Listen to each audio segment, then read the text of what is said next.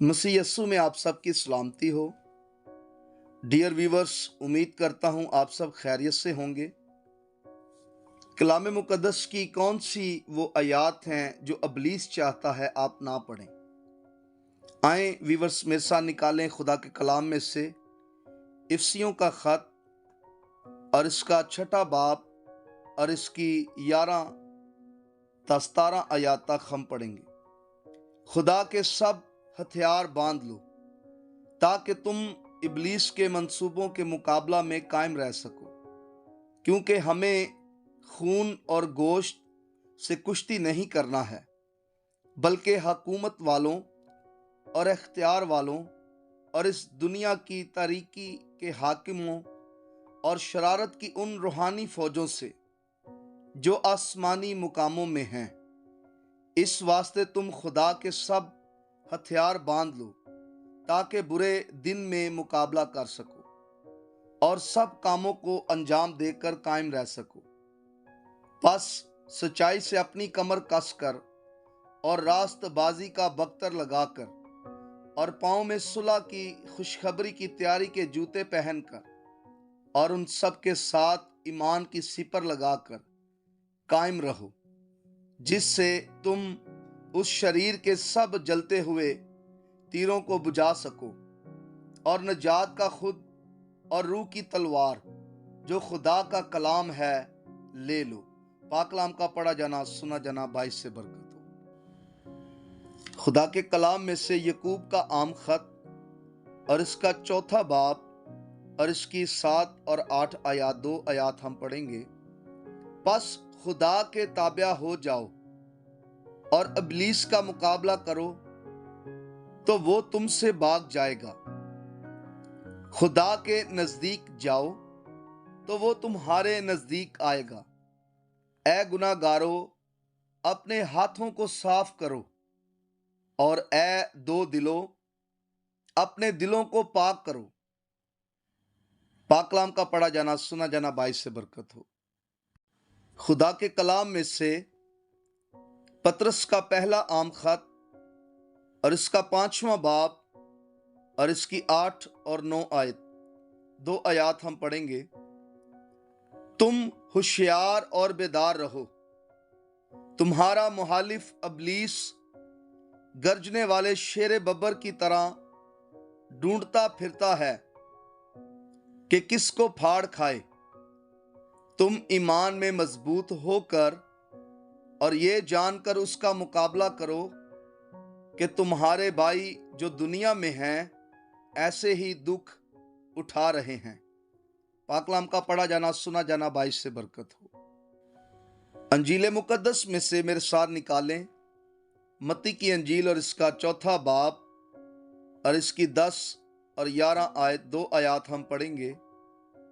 यीशु ने उससे कहा, ऐ शैतान दूर हो, क्योंकि लिखा है कि तू खुदावंद अपने खुदा को सिजदा कर और सिर्फ उसी की इबादत कर। तब इब्लीस उसके पास से चला गया और देखो फरिश्ते आकर उसकी खिदमत करने लगे। पाकलाम का पढ़ा जाना सुना जाना बाइस से बरकत हो। खुदा का शुक्र हो। डियर व्यूवर्स, ये आयात जो इब्लीस चाहता है कि आप ना पढ़ें और ना इनके बारे में आप जानें। अक्सर जब लोग खुदा के कलाम को पढ़ना चाहते हैं तो इब्लीस उनके अंदर सुस्ती पैदा करता है। आंखों से पानी, नाक से पानी, नींद आना। इब्लीस चाहता है कि आप खुदा के कलाम के बारे में ना जानें, चूंकि खुदा के कलाम की हर एक आयत खुदा के रूह के मस्सा से भरी हुई है। कलाम मुकद्दस में से कोई भी आयत आप पढ़ें तो वो आपके पास धोधारी तेज तलवार की मानिंद है जो इब्लीस का मुकाबला करती है। मैंने इसलिए आपको ये आयात बताई हैं चूंकि ये इब्लीस के खिलाफ हैं, और जब आप इन आयात को पढ़ेंगे तो इब्लीस समझ जाएगा कि ये मेरा मुकाबला करना चाहते हैं। आपके पास रूहानी हथियार होने चाहिए। सच्चाई से अपनी कमर कसकर, इफिसियों 5 बाब और इसकी 14 आयत। आपने सच्चाई से अपनी कमर को कसना है, झूठ से दूर रहना है, क्योंकि इब्लीस झूठ का बाप है। और अगर आप झूठ बोलेंगे या झूठ का इस्तेमाल करेंगे तो इब्लीस आपको फौरन समझेगा और आप पर अटैक करेगा कि ये मेरा ही साथी या मेरा ही दोस्त या मेरा ही मानने वाला है। चूंकि वो अपने पैरोकारों को कुछ नहीं कहता, लेकिन जो उसके खिलाफ खड़ा होता है, जो उसका मुकाबला करता है, उसे वो गिराने की कोशिश करता है। सच्चाई से अपनी कमर कसकर, इमसाल 23 बाब 23 आयत। रास्तबाजी का बख्तर लगाकर, यह दूसरा हथियार है। दूसरा करंथियों और इसका 5वां बाब और इसकी 21 आयत। इफिसियों 5 बाब और इसकी 14 आयत। रास्तबाजी का बख्तर लगाकर। तीसरी बात, तीसरा हथियार, सुलह की खुशखबरी के जूते पहनकर, रोमियो 10 बाब और इसकी 15 आयत। इफिसियों 5 बाब और इसकी 15 आयत। ईमान की सिपर लगाकर, इब्रानियों का खत और इसका 11 बाब और इसकी पहली आयत, 11 बाब और उसकी 6 आयत। इफिसियों 5 बाब और इसकी 16 आयत। नजात का खुद, इमाल की किताब और इसका 4 बाब और इसकी 12 आयत। इफिसियों 5 बाब और इसकी 17 आयत। रूह की तलवार जो खुदा का कलाम है ले लो, इब्रानियों 4 बाब और इसकी 12 आयत। इफिसियों 5 बाब और इसकी 17 आयत। डियर वीवर्स, यीशु मसीह ने इब्लीस को कहा, ऐ शैतान दूर हो, और लिखा वो यीशु से दूर हो गया।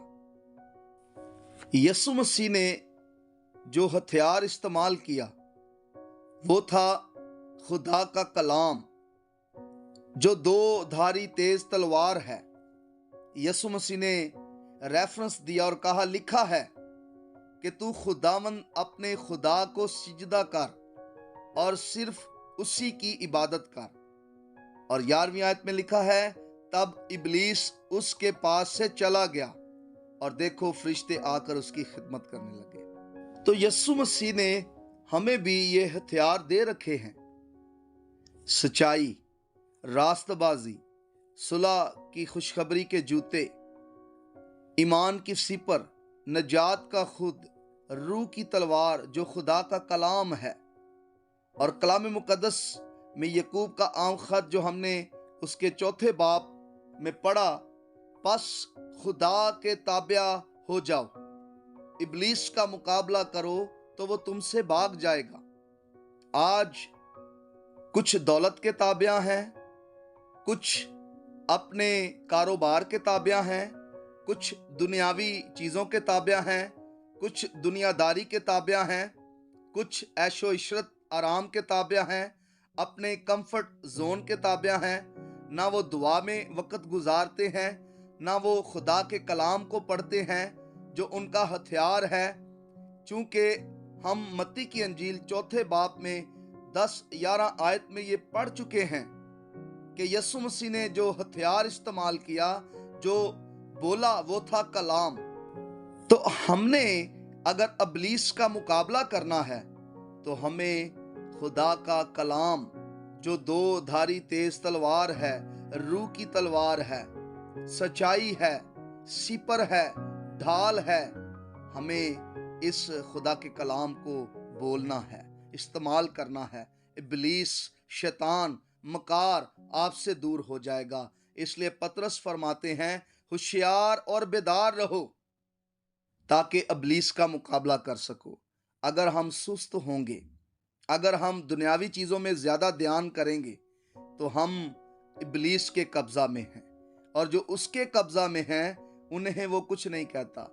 लेकिन जो खुदा के लोग हैं, जो खुदा के ताबिया रहते हैं, उन्हें वो छू नहीं सकता, क्योंकि वो उसका मुकाबला करते हैं। और जब मुकाबला करते हैं उनसे वो छेड़छाड़ ज़रूर करता है, उन्हें वो परेशान ज़रूर करता है, उन्हें वो दुख ज़रूर देता है, उनकी आजमाइश ज़रूर करता है, लेकिन जब हम कलाम बोलते हैं वो हमसे दूर हो जाता है। इसलिए डियर व्यूअर्स, अगर आप इब्लीस की दी हुई तकलीफ़ों से, बीमारियों से, परेशानियों से, दुखों से, गमों से, रोगों से और उसकी दी हुई मुश्किलात से बचना चाहते हैं, तो आपको खुदा के कलाम पर गौर करना होगा।